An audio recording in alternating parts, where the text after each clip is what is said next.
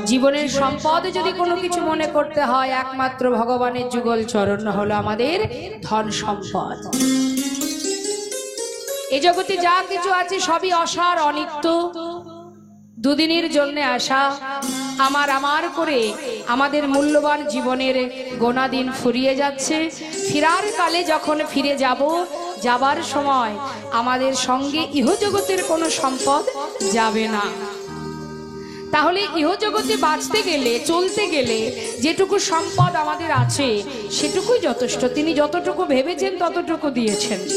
কিন্তু পরপারে যখন যাব, পরমেশ্বর ভগবান করুণাময়, তার কাছে যখন যাব, সেখানে গেলে, সেখানে যখন পৌঁছাবো, তার কাছে নিয়ে যাব কি? 84 লক্ষ জনী ভ্রমণ করে সাধের কৃষ্ণ ভজনের মানব জনম। জলজা নবলক্ষানি স্থাবরা বিংশতি, কৃমিয়া রুদ্র সংখ্যক পক্ষিণং 10 লক্ষ কম, 30 লক্ষানি পশু মানশ্চ 24 লক্ষানি মানবা। কত সাধনার পর এই কৃষ্ণ ভজনের জনম, মনুষ্যকুলে জনম। বলবার শক্তি, দেখবার শক্তি, সেবা দেওয়ার মতো ক্ষমতা, চলার মতো শক্তি, সাধুগুরু বৈষ্ণবকে আলিঙ্গন করা, ভক্তের চরণ ধুলি মাথায় নেওয়া, ভগবানের সেবা দেওয়া, উপযুক্ত জীবন, উপযুক্ত জনম হলো এই মানব জনম। কিন্তু এই জনমটাও পেয়েও যদি আমরা সেই পশুর ন্যায় আচরণ করতে থাকি, তাতে আর আমাদের পার্থক্য থাকলো কি? তাই তো বৈষ্ণব মহাজন বললেন, সময় করিয়া পথটি ধরিয়া যেবা চলে দ্রুত গতি, সময়ের শেষে অনায়াসে সে যেন চলে যায় আপন বাসনে। হে জীব, সময় কারোর জন্য বসে থাকে না। আমরা সময়ের অধীনে চলি, আমাদের অধীনে সময় চলে না। তাই সময়ের অধীনে যেহেতু আমাদের থাকতে হয়, সময়ের সাথে সাথে আমরা যদি আমাদের আসল কাজটা না করতে পারি, তাহলে কি হবে? ভবে এই মনুষ্যকুলে জন্ম পাওয়া, এই আশা আর যাওয়াটাই বিফল হয়ে যাবে। সংসার জীবনে তোমার যা দায় দায়িত্ব কর্ম আছে, যেগুলো সন্তানের প্রতি, পরিবারের প্রতি করছো, পালন করো, তাতে কোনো অসুবিধা নেই। কিন্তু তার সাথে সাথে নিজেরও কিছু কাজ আছে, শুধুমাত্র নিজের জন্য। নিজে যখন এসেছি তখন একা এসেছি, সাথে তো কেউ আসেনি। যে কথা দিয়ে এসেছি সেই কথা যদি রাখতে না পারি, ফিরে যাবার পরে জবাবটা আমাকেই দিতে হবে। আমার পাশে যারা আছে, এখন বর্তমানে এই সংসারে যারা আছে, তারা কেউ জবাব দেবে না। তাহলে নিজের চিন্তাটা তো আগে করতে হবে, যে সেখানে গিয়ে বিচার সবাই বসলে আমি কি উত্তর দেব। কি করেছো? বলবার বদন পেয়েছো, সেবা দেওয়ার মতো হাত পেয়েছো, দেখবার নয়ন পেয়েছো, বিশ্ব ব্রহ্মাণ্ডকে দেখছো, কিন্তু এমন কৃষ্ণ ভজনের জন্ম পেয়ে ভগবত সেবা করেছো, তাকে ভালোবেসেছো, তাকে ডেকেছো, তার সেবা দিয়েছো। হরি বল।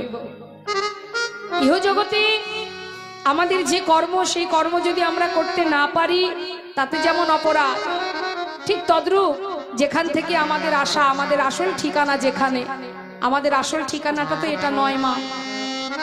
দেখতে দেখতে সময় চলে যাচ্ছে, অভিনয় মঞ্চের সময়, তাই তো?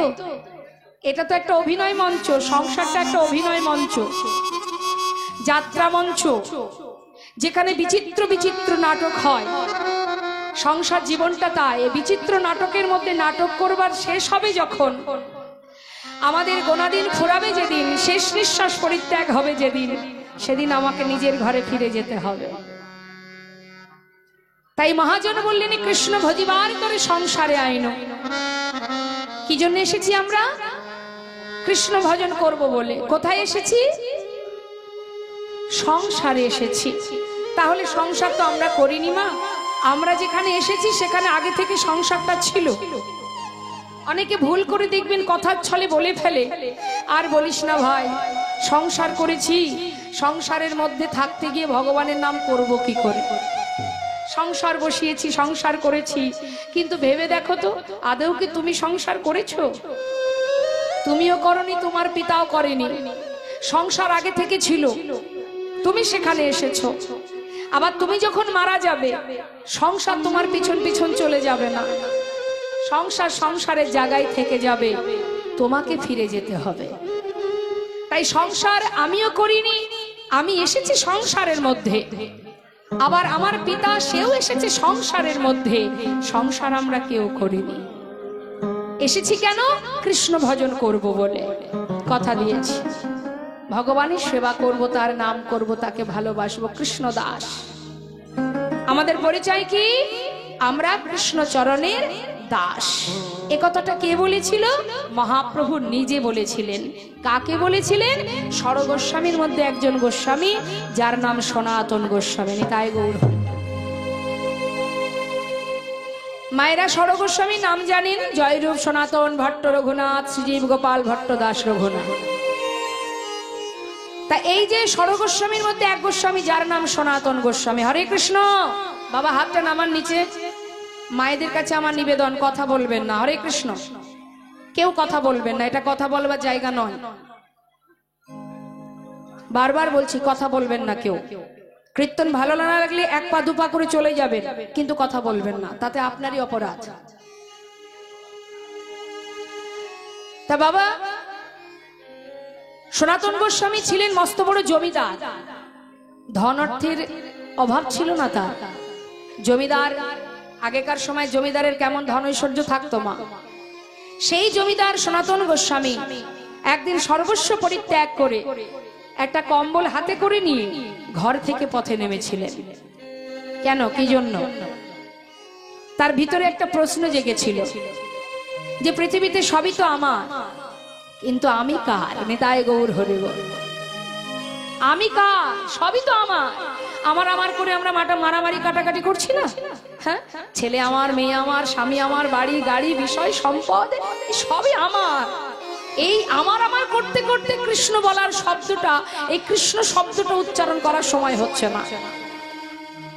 আমার কতক্ষণে আমার করে রাখতে পারবো, কতক্ষণে নিতে পারবো, কতক্ষণে অন্যের থেকে আমি সুখী হব, এই চিন্তা ভাবনা আমাদের মধ্যে দিনের পর দিনগুলো পার করে দিচ্ছে। কিন্তু একবারও কোনোদিন চিন্তা করেছেন পৃথিবীতে সবই তো আমার, আমি কার? অর্থাৎ তোমাকে প্রকৃত কে ভালোবাসে? তুমি কার? এই জগতে যাদেরকে নিয়ে বসে আছো তাদের, না অন্য কারো? ভেবে দেখো।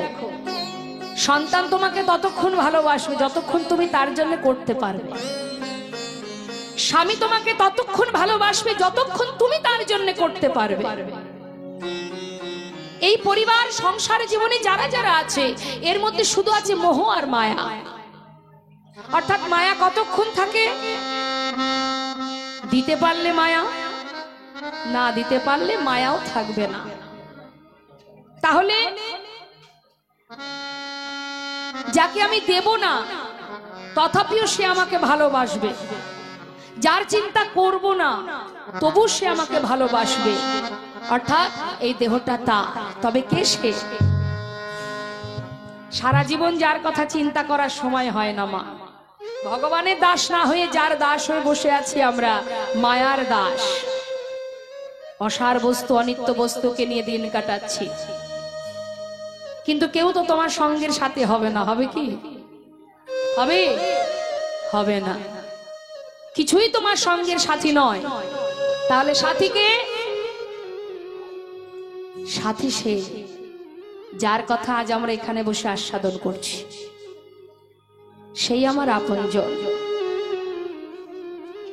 সে ছাড়া তোমার সুখে অনেক বন্ধু পাবে, দুঃখে পাবে না। তোমার জীবনে কষ্ট এলে কাউকে পাবে না, সুখের সময় অনেকজনকে পাবে, কিন্তু দুঃখের একজনই থাকেন, যে কখনো ভক্তের চোখের জল সহ্য করতে পারেন না। তিনি সেই একজন যিনি তোমাকে পাঠিয়েছে এই ধরাতে। চলে যাওয়া পর্যন্ত তার দায়িত্ব। তুমি ভালোবাসো বা নাই বাসো, সে কিন্তু সর্বদাই তোমার মাথার উপরে ছায়ার মতো আছে। তাই তো বৈষ্ণব মহাজন বললেন, সময় থাকতে নিজের জনকে জানতে শেখো। নিজের জনকে সেটা সময় থাকতে জানতে গেলে আমাদের একটাই জায়গা, সেটা হলো গুরুচরণ আশ্রয়। একমাত্র গুরুদেবী পারবে তোমার কর্ম কি, কি তোমার করণীয়, কি তোমার আসল ঠিকানা, কি তোমার পরিচয়, কে তোমার আপন, কে তোমার পর, সেই পথ দেখাতে। সেই ঠিকানা জানাতে তিনিই একমাত্র পারেন। তাই বৈষ্ণব মহাজন বললেন, ব্রহ্মাণ্ড ভ্রমিতে ভ্রমিতে যদি কোনো ভাগ্যবান জীব গুরু কৃষ্ণের প্রসাদে পায় ভক্তিলতা বীজ, মালি হয়ে সেই বীজ করে আরোপণ, শ্রবণ কীর্তন জল করায় সিঞ্চন, ক্রমে ক্রমে বাড়িলতা ব্রহ্মাণ্ড ভেদি যায়, বিরজা ব্রহ্মাণ্ড ভেদি পরম ব্রহ্ম পায়, তদুপরি যায় লতা গোলক বৃন্দাবন, শ্রীকৃষ্ণ চরণ কল্প বৃক্ষে করার। গুরু ছাড়া এ জগতে তোমার ঠিকানা দেখানোর মতো আর কেহ নাই। যদি এক পা এগিয়েছো পিছন থেকে ডাকবে, যেও না এই পথে যেতে নেই। একমাত্র সদ্গুরু যিনি আছেন তোমাকে সঠিক পথের ঠিকানা দেখাতে। তাই তো বৈষ্ণব মহাজন বললেন, ওরে কি লাগিয়াইলি ভবে মনে রে, কি লাগিয়াইলি ভবে মনুষ্য জনম। কি বললে? এমন এমন মানব জনম। সবাই পেয়েছি আমরা মানব দেহ। মহাজন বললেন, দেখো পেয়েছো মানব জনম, কিন্তু সংসার জীবনে যে কর্ম করছো সেটা হলো ভূতের কাজ। মনুষ্য জনম পাইলে কি হয়, করহ ভূতের কাজ। মনুষ্য জনম পাইলে কি হয়, করহ ভূতের কাজ। তা না হইলে কখনো কি তুমি বলো গোবিন্দের নাম।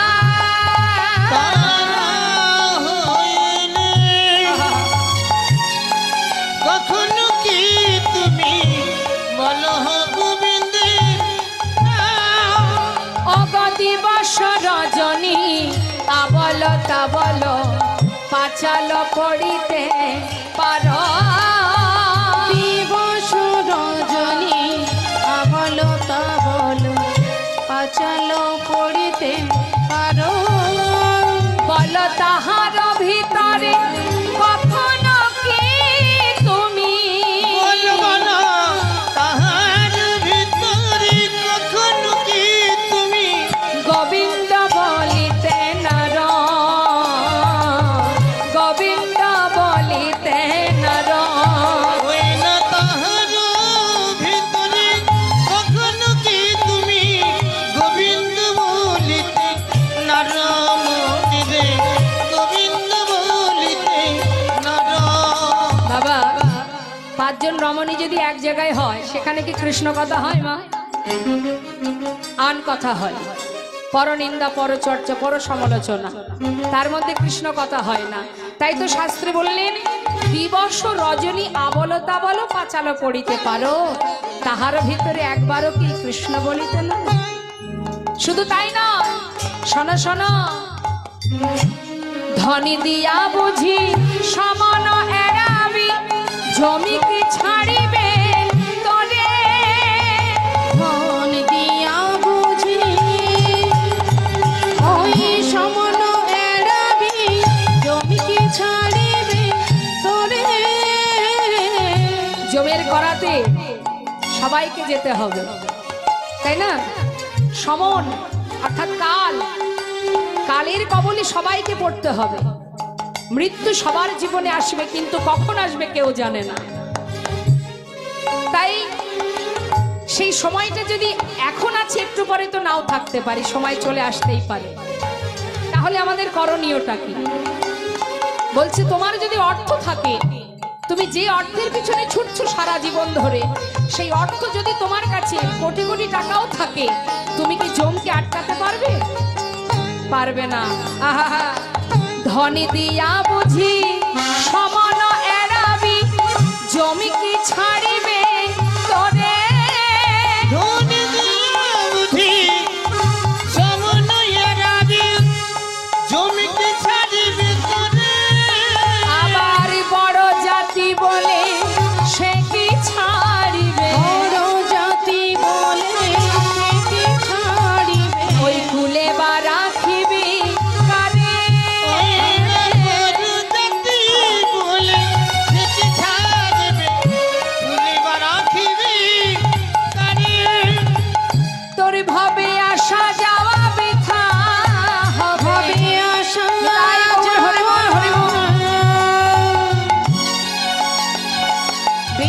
বৃথায় গেল আহায় আসা যাওয়া বৃথা হবে, আসা যাওয়া বৃথায় গেল আহা কৃষ্ণ ভজ না হইল, আসা যাওয়া বৃথা গেল।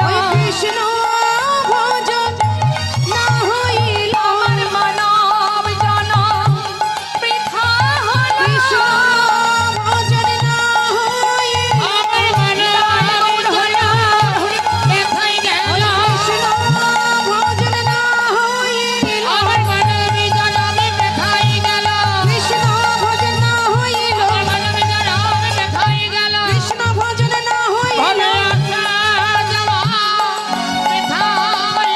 বড় জাতি বলে সে কে ছাড়িবে ভুলে বা রাখিবে কারে সময় থাকতে যদি আমরা সময়ের কাজটা করতে পারি, লালন ফকির একটা গান বেঁধেছে না মা, সময় গেলে সাধন হবে না। হ্যাঁ, অর্থাৎ সবকিছুর একটা নির্দিষ্ট সময় আছে, সবকিছুর উপযুক্ত সময় আছে। একজন 8 বছরের বালক জপের মালা হাতে নিয়ে রাস্তায় জপ করতে করতে যাচ্ছে, আর একজন বৃদ্ধ বাবা যিনি 3 তলার উপরে বসে বসে সকালবেলা চায়ের কাপে চুমুক দিচ্ছে আর তাস খেলা করছে।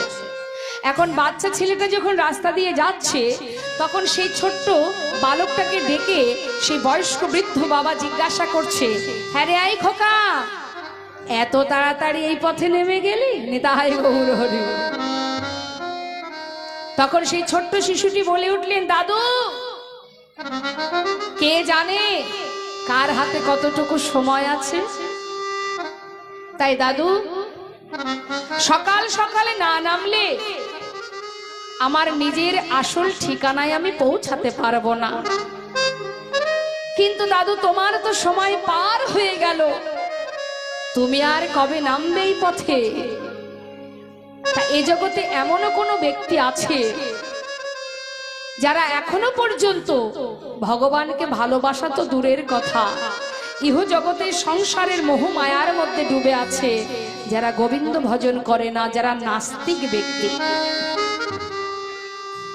বৈষ্ণব মহাজন বলেন, সবকিছুর উপযুক্ত সময় আছে, যা করতে হয় সময় থাকতে। শিশুকালে কৃষ্ণ ভজে কৃষ্ণ পাওয়ার আসে, যৌবনকালে কৃষ্ণ ভজে আসে কি না আসে, বৃদ্ধকালে কৃষ্ণ ভজে জমের উত্তর আসে।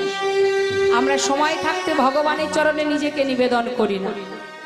রাধারানী যখন গোবিন্দ সেবার জন্য বন থেকে ফুল তুলতেন মা, তখন 20 ফুল তুলতেন, ফোটা ফুল তুলতেন না। কেন? ফোটা ফুলের মধ্যে ভ্রমর বসে, মধু পান করে ফুলকে উচ্ছিষ্ট করে দেয়, যে ফুল আমার গোবিন্দ সেবায় লাগবে না, তাই তিনি 20 ফুল তুলতেন। আর ওই 20 ফুল যখন গোবিন্দ চরণে নিবেদন হতো, তখন সে গোবিন্দ পরশ পেয়ে সে পূর্ণ প্রস্ফুটিত হয়ে উঠত, আর প্রস্ফুটিত হওয়ার সাথে সাথেই গোবিন্দ সেবায় লেগে যেত। নিতাই গৌর হরি বল। তাই শিশুকাল থেকে সন্তানকে ভক্তিপথে নিয়ে যেতে হয়। কৃষ্ণ পদে কৃষ্ণকে চেনানো, কৃষ্ণকে বোঝানো, এটা হয় মা বাবার তাই দায়িত্ব শিশুকাল থেকে। তাই বৈষ্ণব মহাজন বললেন, ওরে সময় করিয়া পথটি ধরিয়া যেবা চলে দ্রুত গতি, সময়ের শেষে অনায়াসে সেজনে চলে যায় আপন বাসা। কলিযুগে কোনো কষ্ট নেই আমাদের ঘোর কলিযুগে বৈষ্ণব মহাজন শাস্ত্রে বললেন, যদি মহামন্ত্র কেউ জপ করতে পারে, হরিনাম মহামন্ত্র, যেভাবে থাকো, যেখানে থাকো, যেমন থাকো, বদনে হরিনাম করো, চলতে পথে হরিনাম করো, হাতে কর্ম করো, মুখে হরিনাম করো। হরিনাম করবার জন্য স্থানকাল পাত্রের কোনো দরকার নেই। তুমি হরিনাম যে অবস্থায় থাকো না কেন, যদি তুমি হরিনাম করতে পারো, সেই মুহূর্তে তোমার ভিতর বাহির পবিত্র হয়ে উঠবে। শাস্ত্রে বললেন, অপবিত্র পবিত্র বা সর্ববস্থাং গত পিবা যৎ সারি পুণ্ডরিকাক্ষ সবার অভ্যন্তর সূচি। তাই হরিনাম করতে কোনো বাধা নেই, কোনো স্থান কাল পাত্রের দরকার হয় না। কলিযুগে শুধু হরিনাম, কৃত্যে যদ্ধায়তে বিষ্ণু, ত্রেতে যজ্জতে মক্ষ, দা পরে পরিচর্যং কলো তদ্ধরি সংকীর্তন। তাহলে সমস্যা কোথায়? চলবো, কর্ম করব, অর্থ উপার্জন করব, মুখে হরিনাম করব। তাতে কি হবে?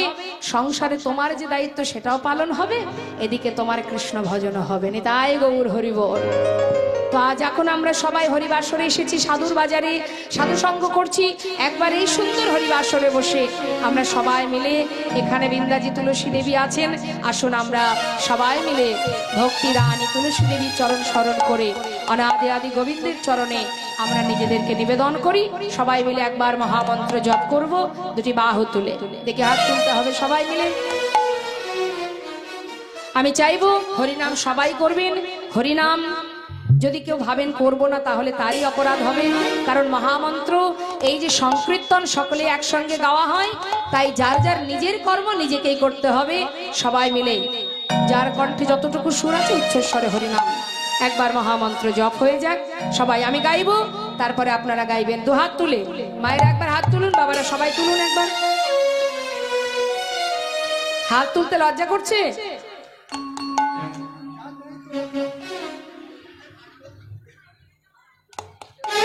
যাদের নেই তারা তুলবে কি করে? হ্যাঁ, ওমা একবার হাতটা তুলুন। সর্বনাশ করেছে। কাকে দেখে লজ্জা পাচ্ছেন?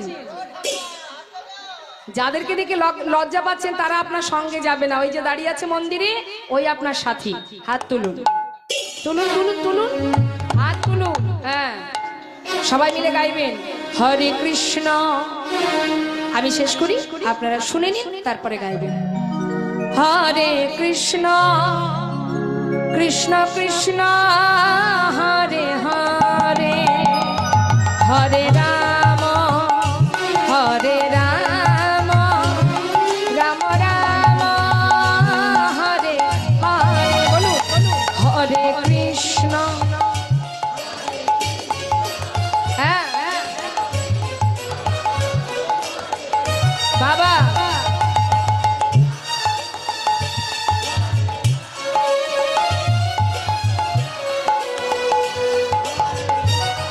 আস্তে। আচ্ছা, হাতগুলো উঠছে না কেন আমি বুঝতে পারছি না। সবাই তো তুলছে না, যারা তুলছেন তাদের ঠিক আছে, কিন্তু যারা তুলছেন না তাদের উদ্দেশ্যে একটু বলি। হাত দুটো কে দিয়েছে মা? যার নেই সে জানে না থাকার জ্বালা। আপনি পেয়েছেন হাত, সেটাই যে হাতে ভগবানের সেবা হয়। দুহাত তুলে হাতে তালি দিয়ে হরিনাম করাও একটা সেবা। হাত সেটাই যে হাতে ভগবানের চরণ পূজা করা হয়, যে হাতে বৈষ্ণব সেবা হয়, সমাজের কল্যাণ হয়, সেটা হচ্ছে প্রকৃত হাত। হাত শুধু এটা নয় যে শুধু খাবো, ঘুরবো, বেড়াবো, মারামারি করব, হানাহানি করব, বাবা মাকে চুলির মুঠি ধরে ঘর থেকে বাইরে বের করে দেব, খুন করব, ডাকাতি করব, এটা হাত নয়।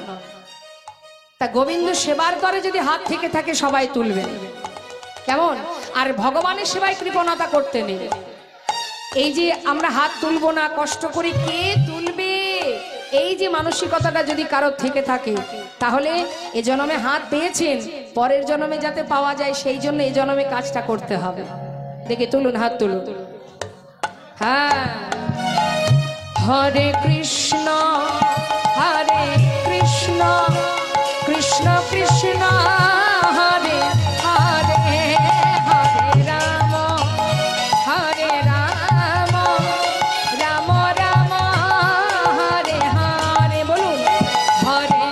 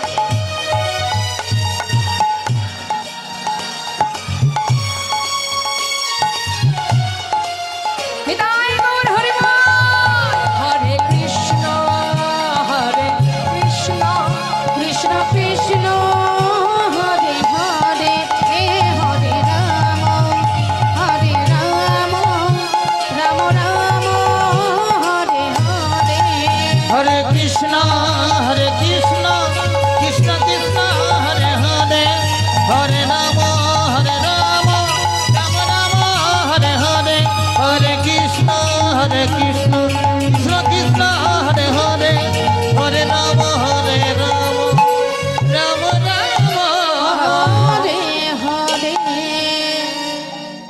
হরের নাম ঐব কেবলম কলো নাস্তে গতির অন্যথা। নাম ছাড়া কলিজীবীর নাহি আর ধর্ম, সর্বধর্ম সার নামে এই শাস্ত্র মন।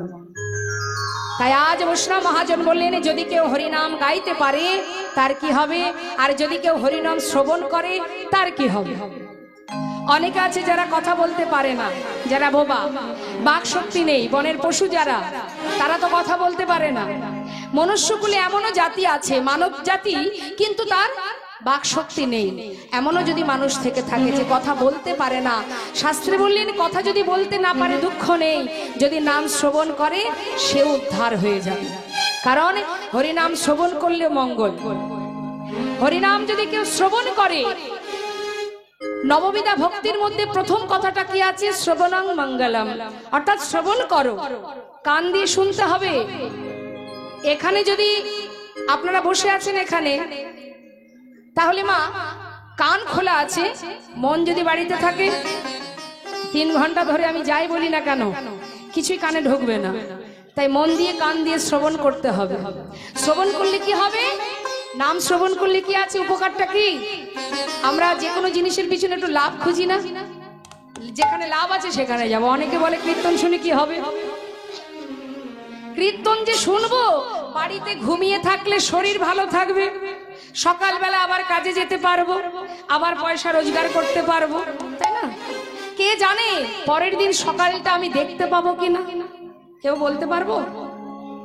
তাহলে হরিনাম শুনতে আমরা আসছি না কেন? পরের দিন সকালে কাজে যেতে হবে। কীর্তন শুনলে তো আর খাওয়া হবে না, পেট ভরবে না। অনেকে বলে, যারা বোকা তারা বলে কি কীর্তন শুনলে পেট ভরবে না। রে ভাই, অনেকে বলে দিদি যাবি কীর্তন শুনতে? ওরে না রে, কীর্তন শুনতে গেলে হবে সকাল সকাল উঠতে হয়, আমার আবার শরীর খারাপ করে রাত জাগলে। অনেকে বলে না।